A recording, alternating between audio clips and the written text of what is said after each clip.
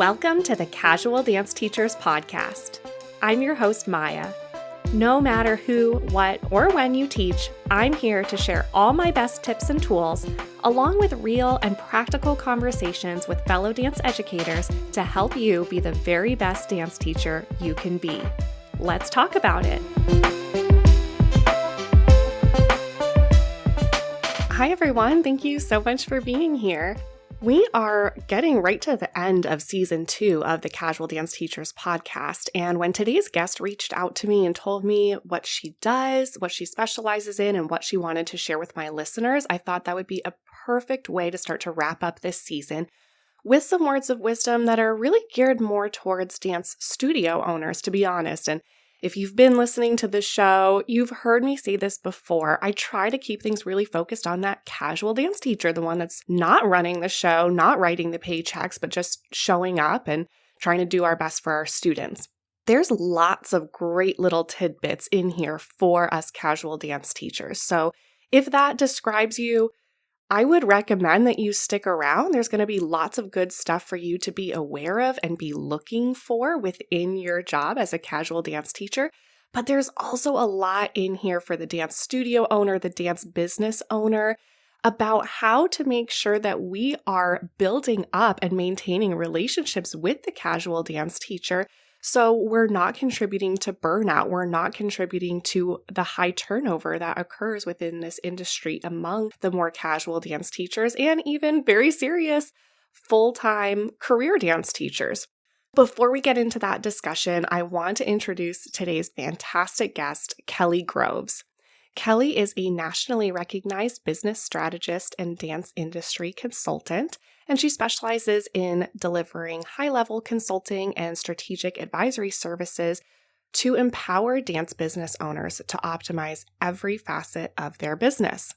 Kelly has worked alongside leading industry organizations, including Empower Dance and the Australian Dance Festival. Kelly has been named one of Australia's top 50 small business leaders and is also a widely respected presenter, facilitator, and advisor. And if any of that sounds compelling to you beyond the scope of the topic that we're going to be talking about today, which, like I said, is trying to structure your recital time and your summer dance sessions and seasons in a way that helps your dance teachers feel very safe, respected, uplifted, and ready to come back next season better than they were this season. So if you are interested in working with Kelly, just learning more, I'm just going to mention right now up front that she is offering a discount on her services to listeners. And I'll have more information about that in the show notes. So you can pop down there right now and check that out and click on the link to access that. If you listen to the end, I'll also give a little bit more information about what it is that she's offering. So with that said, let's get into the conversation so you can hear more from Kelly directly. Kelly, thank you so much for being here. I'm so excited to talk to you today. Oh, thank you so much, Maya. I'm so excited to be here. I cannot wait to dive into the deep conversations we're going to have, but can't wait. Yes, exactly. Dive right in is exactly what I was thinking, because I do have a lot of questions and things I want to cover with you. And I want to start, before we really get into like the nitty-gritty dance teacher questions, I just want to hear about how you became like a dance education strategist. What was it? What was your dance journey like? And then what was that pivot moment for you where you found strategies that worked and wanted to share that with other dance teachers? Yeah, so my pathway to the dance industry kind of came with a collision of best of both worlds, I like to call it. So my love for the performing arts, but also I study business as well. So I never wanted to be a studio owner. I never wanted to be, I didn't think I really wanted to be a professional dancer. I did professional dancing for a couple of years and I went, it's really not for me. So I grew up around dance and performing arts. And, professionally, I just spent many years just kind of seeing where I landed in the industry. But most importantly, I started working closely with dance studios and dance teachers and anyone in the industry that kind of had a personal professional brand behind the scenes. So helping with marketing,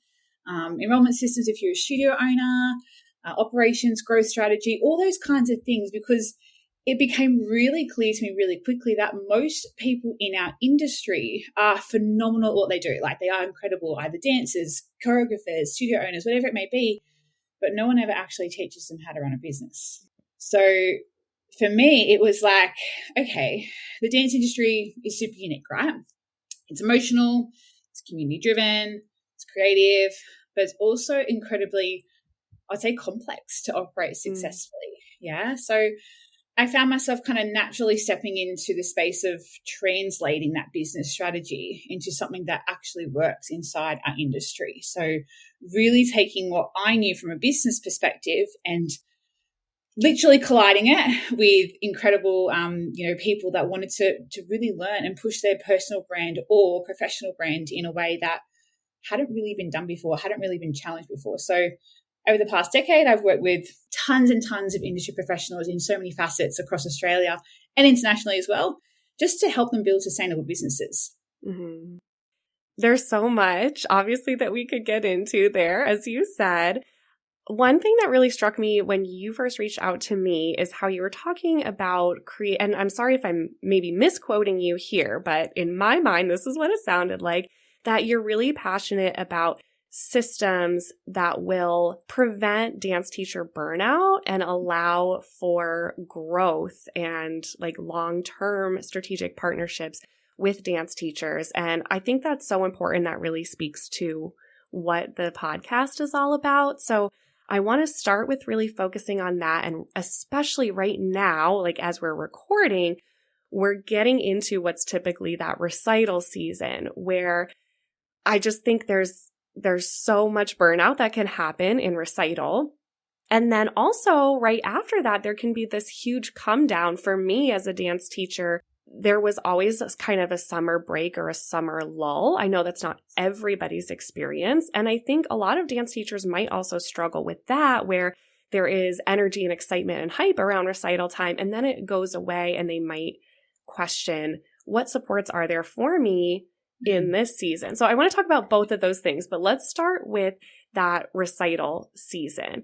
Can you talk a little bit about some of the major, I guess, issues or struggles that you've come across in the industry? And do you have any pointers about how business owners can try and build a program that helps support their teachers in that? Absolutely. So first of all, I truly believe that recital season is one of the most exciting seasons and times of the year, because there's so much happening. There's so much hype around what you've built throughout the year and all these exciting things, but it's also actually probably one of the most exhausting, right? Mm-hmm. So the two biggest challenges that I see during this season are operational chaos and what I like to call emotional overload. So first, operationally, many studios, obviously, they run recital season on adrenaline rather than systems like, yes, we're so excited. This is going to be a great production. It's going to be amazing. Teachers themselves are actually juggling the choreography, the costumes, rehearsals, perhaps even emails from parents, depending on where you're sitting in that studio kind of ecosystem, schedule changes as well, and also, the whole load of production logistics. So more often than not, they're doing that without clear structures supporting them. So it's more of that like reactive kind of situation more than anything. And we're really, like I said, running off that adrenaline. So when this happens, as teachers become the middle person for everything. If the studio owner's really busy trying to, put a production, cast in place, whatever it may be, that teacher is like that immediate person that perhaps the parent has to go to ask about costumes or to ask about rehearsal changes or just a general parent question that perhaps the teacher doesn't know either. And it's not really their duty to kind of know that answer. So that's where I see that operational burnout is that everything's happening, everyone's hyped up, everyone's really excited, but rather than having a system in place of how to actually address these issues, it really comes to just being reactive and going, I think this is the answer. I think this is how we do it. And of course, that then can come with some really spiraling effects as well. So that's the first thing I really do see in terms of challenges. The second thing I see is the emotional fatigue. So dance teachers, obviously, we know, we are built to care so deeply about our students. We are built to care so deeply about the outcome of the show. We're so proud of what we do, right?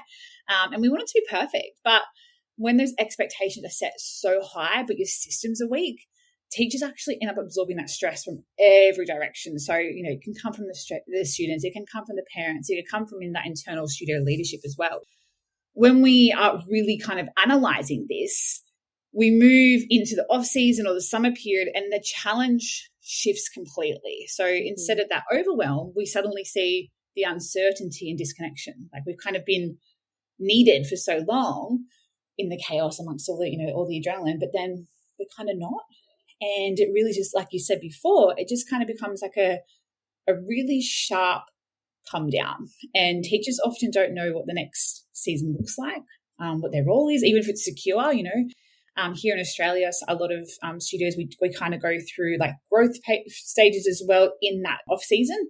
So we're looking at what classes we're putting on, the same within the States, same within the UK, what classes, what our timetable looks like, and really the opportunities for those teachers, we don't know if they exist moving forward. So studios come from burnout to silence, and it's not really healthy for retention either. So all those cycles of things that come through are really, really kind of where I see that wave coming through that off season or that recital season.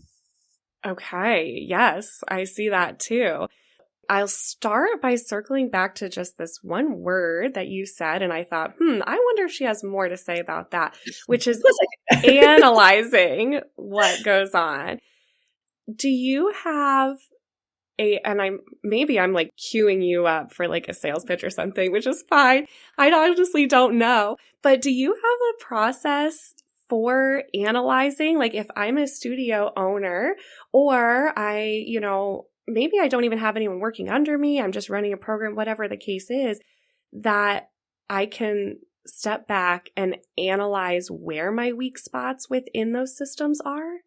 Yeah, I think realistically, it really does depend on where you are in your business and what you're feeling at that time. So things that I like to think about are, there's so many things that I think about, but one thing I think about are those, what I like to call $10 and $100 tasks. So $10 tasks are the things that need to be done within your business in any particular way. And there's a few people that refer back to this kind of method, but it's the $10 tasks that need to be done. They have to be done to function your studio, but are they necessarily a you thing? Okay. Then we look at the $100 tasks, and they are the things that only you can do to drive your business forward. So the growth strategy essentially is kind of inrailed in that. So when I reflect and have these conversations with studio owners, industry professionals, whatever it may be, okay, I really kind of get them to kind of sit back and take that moment and go, well, what can I do to make money, essentially? What can I do to make money? And what doesn't need my attention right now that I could perhaps either bank, like it's not a priority right now, or just offload to someone else that is able and capable to handle that. So that's one of the first strategies I look at. And that's simply because we do get kind of spiraling in these situations and we lose kind of vision of where our next steps are. And that's, again, what I see in that recital season of just getting lost, essentially. And then we get to that point where we're going, okay, we're just got to get to the end. Recital season nearly over. We're just going to get to the end. Everything's going to be okay. But it's not. It's not actually going to be okay. Like I said, we go into that lull. And that's why we should be really thinking and being more positively looking at that drive forward for whatever the business is and understanding that you don't have to do it alone. And there are people out there that can support you, like myself as a business strategist and consultant to the industry, but also branches of my business as well can definitely support that. And there's so many incredible people in the industry that offer support, whether it be long-term, whether it be short-term. Just know that in our industry, you don't have to do it alone, and work with your strengths more than anything, because if you don't work with your strengths, you're kind of putting Band-Aids on everything just to get through. Yeah. And I was just looking at my notes here and I found these 3 words that you used about leadership, culture, and systems to maintain teacher retention. So circling back to that operational chaos, the emotional overload within recital season specifically, can you talk a little bit to some recommendations you have for either one or all 3, leadership, culture, systems, to try to have in place for that season? Absolutely. So I truly believe a business is run from the top. And I think that's where everyone really needs to think about, if you're running a business, your business functionality really runs from the top. So having really strong leadership and understanding where your business firstly is aiming to go, but also communicating that with your team as well. If you can't communicate with your team your goals for your business or what your intentions are long term, then you're not doing great leadership at all. There's so many parts of leadership that should be really analysed and deeply spoken about. So we could have a whole different podcast session about on that. But I really do think that having strong leadership really filters through a strong team or a strong business overall. So really think about, how you are giving opportunities to your team, how you are really thinking about involving them in certain processes or decisions for parts of your business, whatever it may be. Don't give them too much leeway, but obviously give them something to think about. When it comes to community and culture, that is the bread and butter of your business. If you don't have a positive community and culture in your business and in your studio or whatever it may be, your retention rate is actually going to keep changing. Okay, We're looking at building a really stable culture where people actually feel like they belong. They feel like they want to be part of this community you have built and really understand that they actually have a place there. If they don't have a place, they're going to find a place somewhere else. Simple as that. So don't treat your students and your enrollments as a number.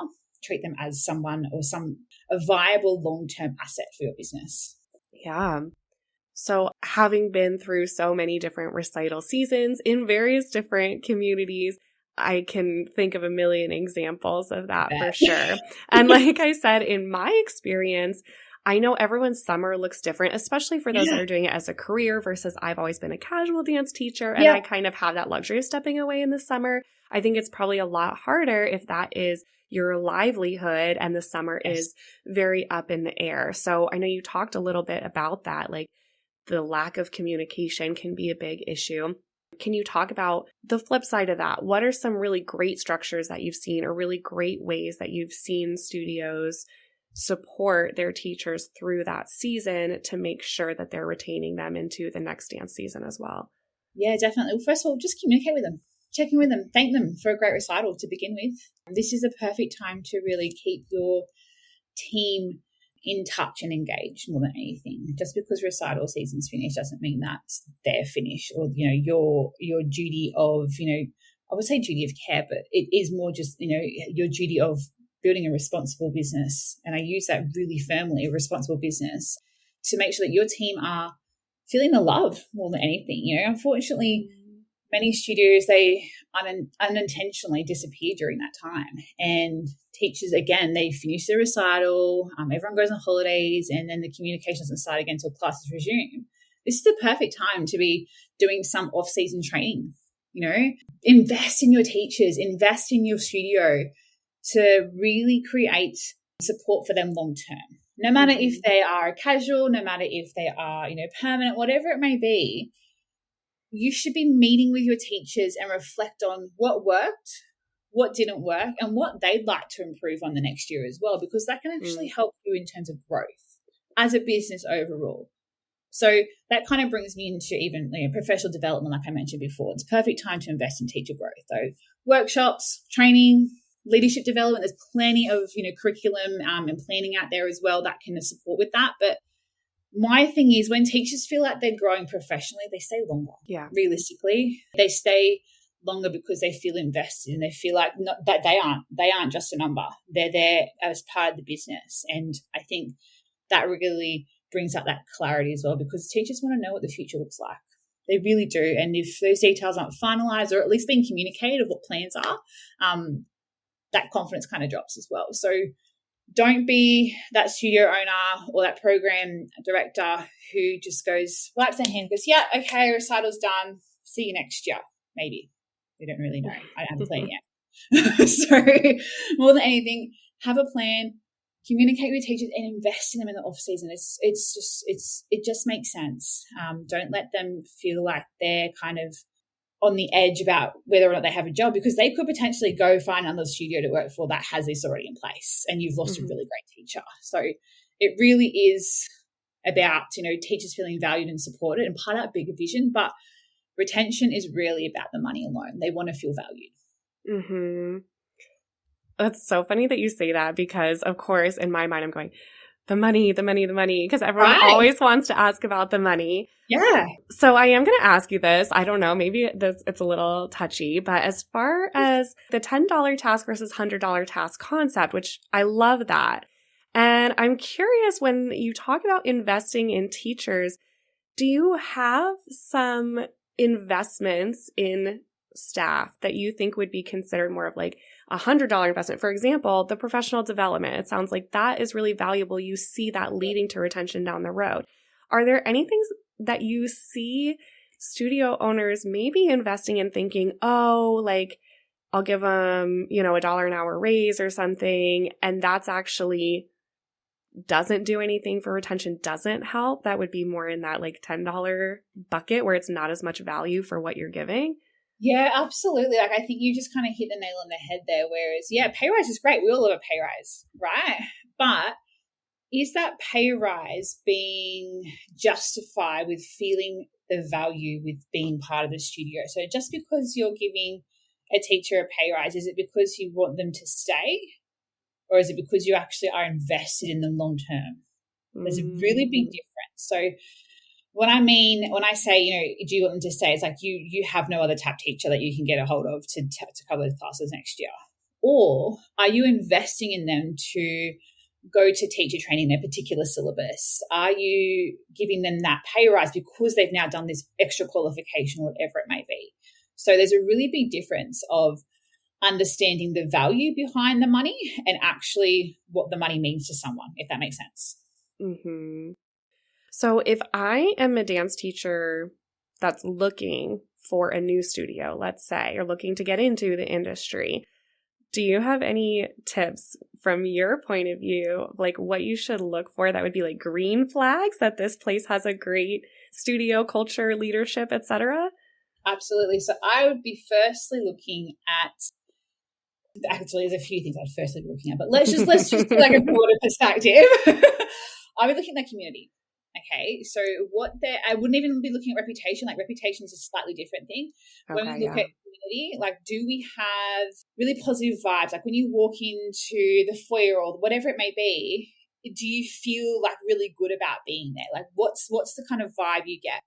Are students connected? Are there really great teacher, student, parent kind of communications happening? And you can really observe that from the outset, just by standing in a room and kind of having the room filter around you. Mm-hmm. So spend the time to have those conversations. Again, as I said before, reputation is completely different. You can speak to someone who has a really great experience with one studio and then someone who hasn't, and that shouldn't really reflect on how you decide if you fit in, because it's about your values, your morals, and how you teach, and if that aligns with what you want as well. So that's my first thing. The second thing I would be looking at is, do they have systems in place? Like, when you come in and you've been perhaps offered a job, do you get offered a contract? And is it really clear? Is there a clear communication process of, okay, well, once this happens, when I do this part, I know who to speak to next, or I know what my next step is. And that comes from not just only your position, but also enrollment. So again, for example, if there's a new enrollment, that person that is enrolling knows exactly what the next step is. So if they come for the enrollment that they've inquired, they know, okay, they come for a trial. After the trial, this, and this will happen. Then they're enrolled, whatever it may be. If you're looking at systems, make sure it makes sense, okay? And it's not kind of like flimsy going, oh, yeah, we just do it this way and we just wait for a phone call, or I'll call you situation, because that's not good. Mm-hmm. That makes me scared, and I see that so often. People go, why? Like, why does that scare you? I'm like, because that's not a process, people. That's not a process at all. Yeah. That's just waiting and hoping, and that's where you're potentially losing money, because if you don't have a great teacher and a teaching a class, then potentially you've got the wrong person to build that class as well. So think about those things when it comes to looking at your studio or looking at a business to work for, because realistically, systems and community are my highest things, but also leadership. If you're not actually speaking directly to the studio owner in this process, or you don't have communication with them, or they're not able to really have a deeper conversation about the expectations of you as a teacher, but also an overview of the studio, don't go there. Simply don't go there. It's just not worth it, because if they're not clear on what that is, how are you supposed to be clear on that either? Yeah, perfect. This is all so good. Thank you so much. I love it. We've gotten different perspectives, talked about different scenarios that teachers find themselves in. So I'm going to lob this next question at you with a lot of moving parts, and you can answer however you want. So one, I want to hear a little bit more about everything that it is that you offer for dance professionals, which I know is a lot. So take your time with that. In addition to that, anything that you have coming up, any ways of connecting or programs that you want listeners to be aware of and be able to connect with you on. Wait, I think there was something else. What am I missing? Anything else that you want to add? How's that? Just a very casual, open-ended question. Well, the first thing, I'll start with how you can connect with me. Yes. Obviously, that's probably one of the big things and most important things, because I love having conversations and hearing about where anyone in our industry, and like I said at the beginning, I work with studio owners, I work with teachers, all sorts of industry professionals, even, I work with retail businesses in the space as well. So if you are a dance business, I am for you. I would definitely love to have a conversation. So best way to reach me is through Instagram, which is Kelly Grows with 2 underscores at the end. It's super easy, pretty easy to find. I don't think there's many other Kelly Groves out there, so it's okay. And then, of course, from there, there are my branches of what we do in terms of services as well. So we have Dance Business Hub, which is our, umbrella of all the services that we do. So as a consultant myself, I do work one-on-one in this space with industry professionals, but also we have a team if you are looking for admin support, administration support, marketing support, the whole operational perspective in terms of building your business in a really sustainable way. Dance Business Hub is your team of virtual assistants, essentially. We have a team that are all in the industry. We're not offshore. We're not training someone in the Philippines. We are completely, very much still working in the industry, either teaching, either ex-studio owners and stuff like that. So if that's something that you're interested in, just again, look at those $10 and $100 tasks. Take them off your plate. Get in touch with my team. They'd be more than happy to help you as well. So they're the 2 main things that I'd probably put forward to have a connection with. But in terms of services, you can find them all on our website, either through Dance Business Hub or kellygroves.com.au. So have a flick through. Again, there's so many things there that I can help you with and support you with. Of course, being in the industry for over nearly 20 years in terms of being a teacher, also consulting as well. I definitely just love supporting studio owners and industry professionals to really grow sustainable businesses. That's what I'm here for. Yay, beautiful. And I will also link your websites in the show notes, just an added easy way for folks to get in touch with you. Amazing. I do remember another question that I had that I didn't put in my notes to you, so I don't know. Okay. We'll see what we can do. Do you have a favorite quote about dance? Oh, that's a tough one. It is. I'm sorry. I almost always put that in the notes to say, try and look one up ahead of time. Totally was not, I don't know what I was doing, not thinking. So I'm sorry. I wouldn't say it's about dance, but it could be a dance thing, because Perfect. Realistically, I think it can be, and I do see it as something that can be kind of shifted between so many things. So my motto is stay in your lane and go fast. Okay. And with that, I see the vision of do what you do and do it really well. And if you can do it well, you will succeed. You will go far. And I think that kind of reflects on anything you do. If you're a really great operator or a studio owner or a professional dancer, whatever it may be, just stay in your lane. Don't worry about the noise around you. Stay in your lane, go fast, go hard, do really well. Hello, everyone. This is Maya back with you to wrap things up with a big thank you again to Kelly. And a reminder that Kelly is offering a discount to our listeners. Thank you so much, Kelly. Once again, I have put that information in the show notes, but the code is my first name, Maya. So that's spelled MAIA 10, the number 10, 10, Maya 10. And that can be used at dancebusinesshub.com.au. That's Australia. dancebusinesshub.com.au. As Kelly mentioned, you can learn a lot more there, get more information, but you can also use that code Maya10 to get 10% off your first month. Thank you again. I know I've said that a million times. Thank you again to Kelly for reaching out to me, for taking the time to have this conversation, for offering that to the listeners. And I know that Kelly is so warm, so welcoming, such a wealth of knowledge. She would be really happy to hear from you if you would just reach out to her with a DM or anything like that with some additional questions, and she can help guide you from there. In addition to that, I really owe a big thank you to all the listeners. As I mentioned, we are getting towards the end of season 2. It's been a huge season of growth for the podcast, and I'm so grateful about that. And guess what? I am the podcast business owner and the podcast casual dance teacher, and I'm starting to get a little burnt out. So I'm going to take a few months off around recital time.